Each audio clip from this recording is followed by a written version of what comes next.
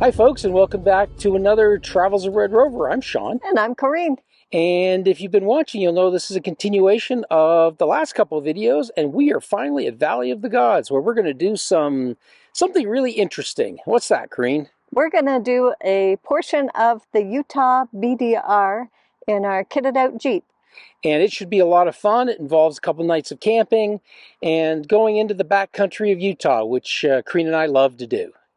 The tricky thing is we are being followed by a lot of winds. That seems to be the theme for our spring. Yeah. So we may be choosing our campsites a little careful because in the Jeep we have a bit of a tent back on it and it rattles a lot in the wind. Yeah, it's not any fun in the wind. We'll have more to say about that a little later. So, shall we get started? Yep, time to air down. It's time to air down. Well, we've aired down, and as usual, the tire pressure changes quite a bit. So we're starting off at about 19, but it'll vary quite a bit during the daytime, down to 17 and up as high as maybe 21. Well, we have a sign here at the beginning showing a map of the Valley of the Gods, but unfortunately it's gotten very muddy, hard to read most of it. But there's really not too many roads through here, and it's fairly easy to follow on most of the maps. Here's an overview looking to the west of Valley of the Gods. And you start to see some of the structures. There's a few vehicles out there. And then panning over here, this is starting to look more south. And way in the south down there would be Monument Valley. Now, Valley of Gods is a pretty drive, and the road itself is well graded and well taken care of. So there's really no need to air down, or for that matter, any two-wheel vehicle can pretty much drive this road. The only thing you have to be careful for is if you've had a lot of rain up here, this road will turn very slick, and you'll get quite rutted pretty quick. It does not handle the rain well, although even now it's been quite a bit improved over what it was a couple of years ago. So even now it's still way better. Mostly we air down because on this particular road, everybody drives too fast, and they create a lot of washboard. So consequently, the airing down really helps with the washboard in terms of rattling my teeth. So people drag their big RVs out here, so you can pretty much use that as a guide about how good the road is. There's quite a few of them this weekend. I think we've seen 2 empty spots for camping, but most of the spots are taken by, as I said, the RVs. Seen a few fifth wheels, see a lot of Class C's, vans, a few folks that are driving sort of what I describe as more camper vehicles, their car and a tent. But that actually seems to be fairly unusual out here now. Winnebago vans. Oh yeah, this Creek calls this Winnebago land. Vans. Oh, lots of Winnebago vans. I'm sorry, she said vans. Eco. Rebels. Yeah, lots of Ecos, Rebels. So this seems to be the place to come these days. It's still a beautiful spot. I mean, it's absolutely gorgeous. We could typically come, if we're going to stay here, we typically come during the winter.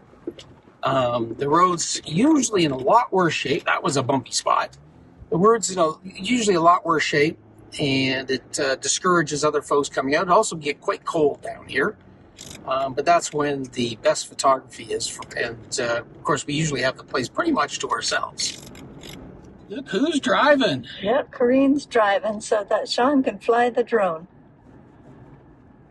It's a beautiful day up here. The clouds are just perfect for having them behind the pinnacles and the Valley of the Gods, basically.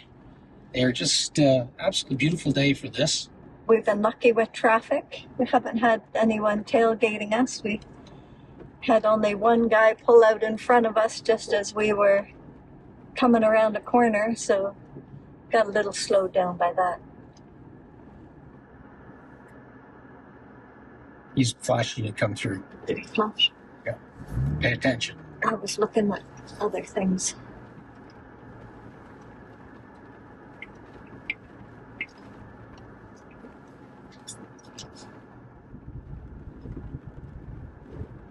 So the Valley of the Gods road, the further you get in, the closer you get into the road that goes down to Gooseneck, the rougher the road gets. And the only thing we've noticed that some people are driving on this road way too fast for the conditions. Also, the road becomes quite a bit narrow, more narrow, and cars just don't seem to understand that they aren't going to fit if they just keep coming on. So just be aware of that if you come out to this road. People are not really paying attention, and they don't seem to understand they have to get over to their side.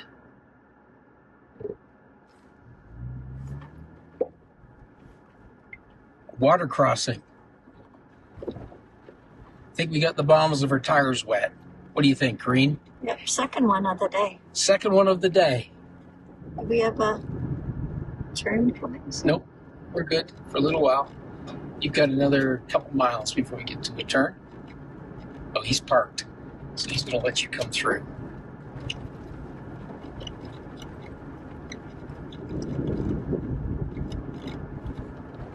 Here's an example of the kind of vehicle we've been seeing coming out here.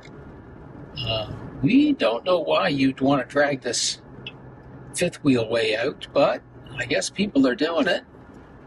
Seems to be pretty common.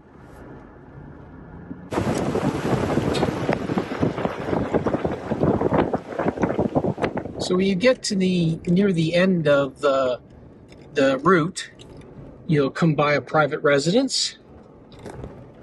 Occasionally they have signs out that say, please don't dust us. So they can ask you to slow down a little bit so that the dust doesn't end up on their house.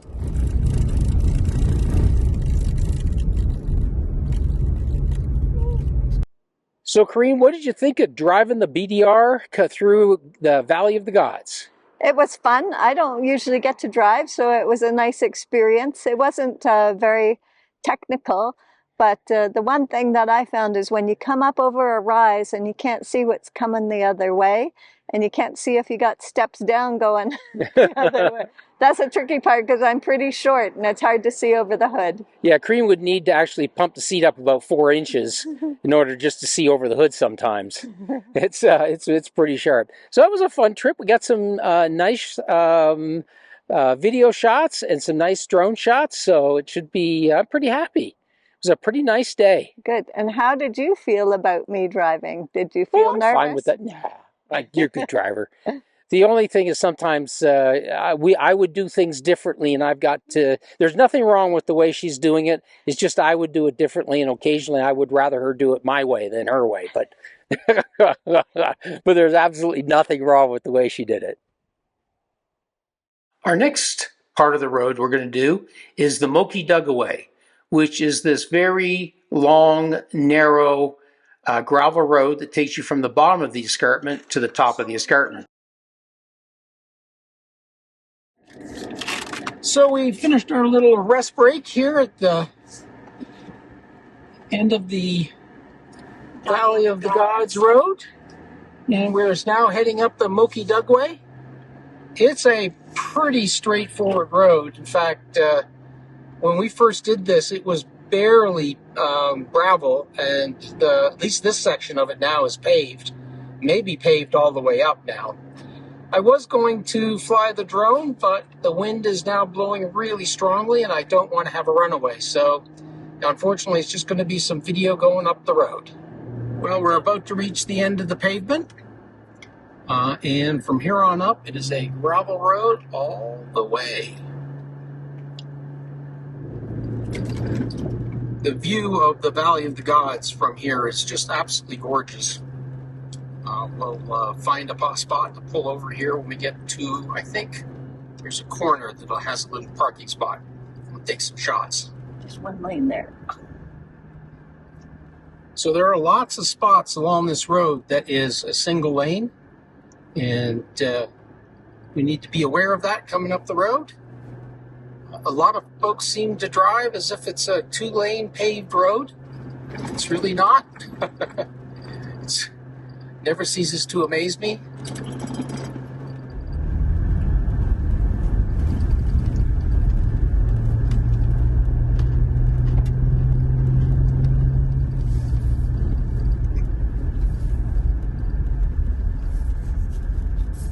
So there are paved sections of the road going up. Often they're paved around some of the more challenging curves or hairpin curves. And then the part that links it is all gravel. The road is in really good shape today. There's not even too much washboard on the road as we're going up, which makes it very simple. Of course, my tires are still aired down, so even the washboard's not too bad. Mostly, you just have to watch for vehicles coming the other way.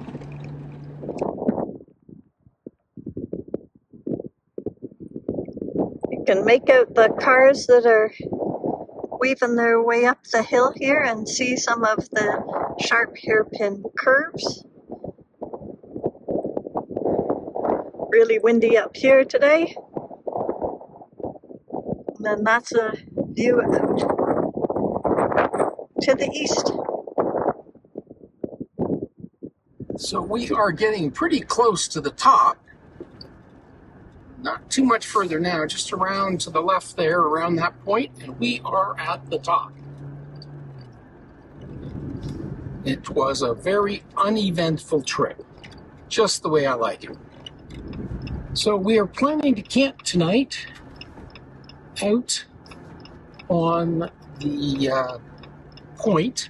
Muley Point. Muley Point. I think I'm on the right road. Yep, I'm on the right road. We're hoping it's not too crazy out here in two ways. One, that there's not too many campers out here, and two, that it's just not crazy windy up here. If we can find a spot in the trees, the wind won't be much of a problem. But it is a very popular location. So we're heading out to Muley Point, and the road is, well, wide and flat and very easy to drive on today. But this is a road you do not want to be on if it is raining. Or a snowmelt. Or a snowmelt. Yes, Green pointed out snowmelt. Anything that will make this road wet, you don't want to be on it because it will get almost impassable. The road is really made of a clay sand mix, and once it starts getting wet, it becomes extremely slick. And you will also find that all of a sudden it goes from being rock hard at the top to being very soft. This is also rangeland through here, so you will find lots of cows out on the road. By the time we got to Muley Point, it was completely chock-a-block full with other campers, so that meant that we would have to go off and look for another spot. And it was actually good that we did, because we found an absolutely gorgeous spot. However, finding that spot meant that we were going to do probably the most aggressive off-road driving that we had done since we had left the Bentonite Hills. And it took us a little while to weave our way in through the road here to find a spot. So there's one that's been flattened down there. It's pretty level. Mm-hmm. It is in the trees a bit, so it should help with some of the wind.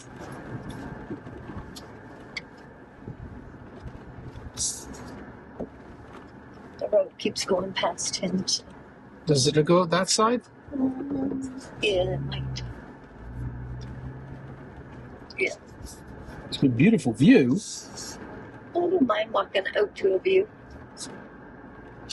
Or taking my chairs out to the view and then walking back to the trees. Right. So this tree is blowing a bit, but that tree up there looks like it's blowing a lot more. So we are hunting for a camp spot. We've tried several places, and this one was an excellent protected spot, but There's no views from up here, and there's nothing you can easily walk to for a view. So we're going to go try something else. Well, here we are, we're at our camp, out in the middle of nowhere, which is perfect. We still got a lot of wind, but we're using a couple trees to keep the Jeep from being quite in the worst of it. Hopefully that'll make it a fairly good evening. Otherwise, it's going to be very noisy inside. Well, we found a beautiful spot up here. You can see the road way down the bottom there, actually between these two canyons. Green and I came out for a quick sunset shot tonight. Unfortunately, we're kind of getting snuffed out here. The clouds on the horizon are just sort of swallowing the sun.